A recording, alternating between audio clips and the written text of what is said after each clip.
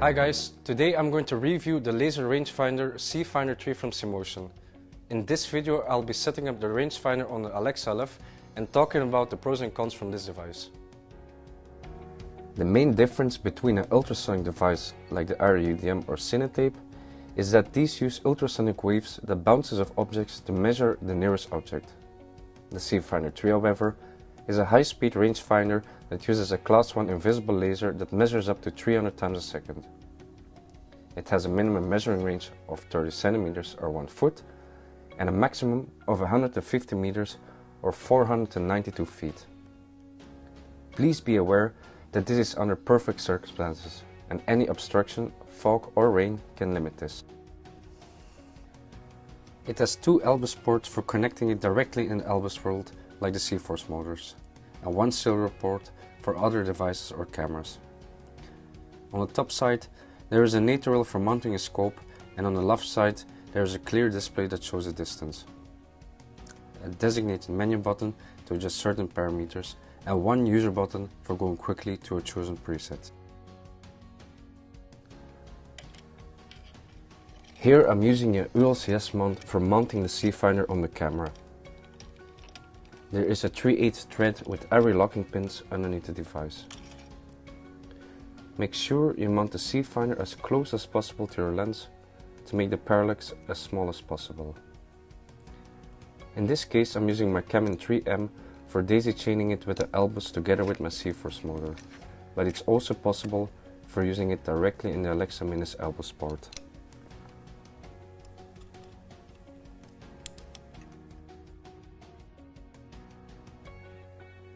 Now we're going to dig into the menu. When pressing the menu button, you can change your scale to metric or imperial, this to your own preference. In the view mode, you can choose if you want to see the distance or the tacho. In tacho mode, you can see your set limits, and this is shown in a brighter green part if this is on. The blue needle is a current measured value. By turning the dial 1 click, you can see the sensitivity, the offset, or if autofocus is turned on or off. The brightness of the display is also adjustable in the menu in a stealth mode when needed. In the near future, it will be possible to flip the menu at 180 degrees. Just like the UDM or Cinetape, the offset and the limits and the sensitivity are adjustable. A nice feature is the assignable button. You can choose if it's metric or imperial, turn the autofocus on or off, or turn the built-in laser pointer. I like to set it to the laser pointer, so I can see what I'm measuring during rehearsals. By pressing the user button, you'll see the display turns red when the laser is activated.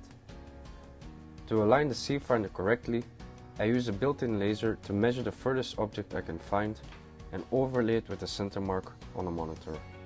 This to keep the parallax as small as possible.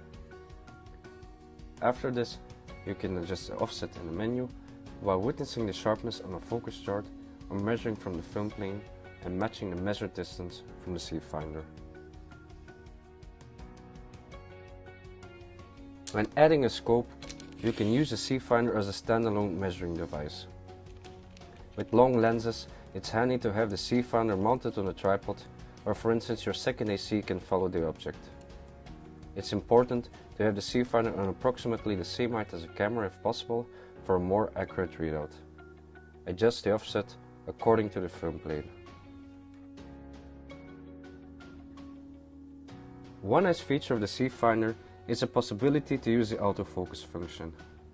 I don't use autofocus often, but when having for instance tracking shots or technical shots in high speed, it's a nice feature to have. Simply load or create a lens in your hand unit. I've made a preset button in my hand unit to toggle the focus on or off. It's quick and very responsive. The toggle is very handy for grabbing the slate on set by just pressing and releasing the user button. The Cfinder 3 is a nice companion to have in your tool bag. I like to use it when having those long lenses where an ultrasonic device isn't good enough. The extended range of the Cfinder makes measuring long distances a nice companion, but it all depends on the situation you're shooting in. Below 16 feet or 5 meters, I would use the Cinetape or UDM because of its broader spectrum measuring. Above that, the Cfinger is the best way to go. I would say the combination of both devices can help you achieve most situations. While the ultrasonic device stops, the Cfinger goes on.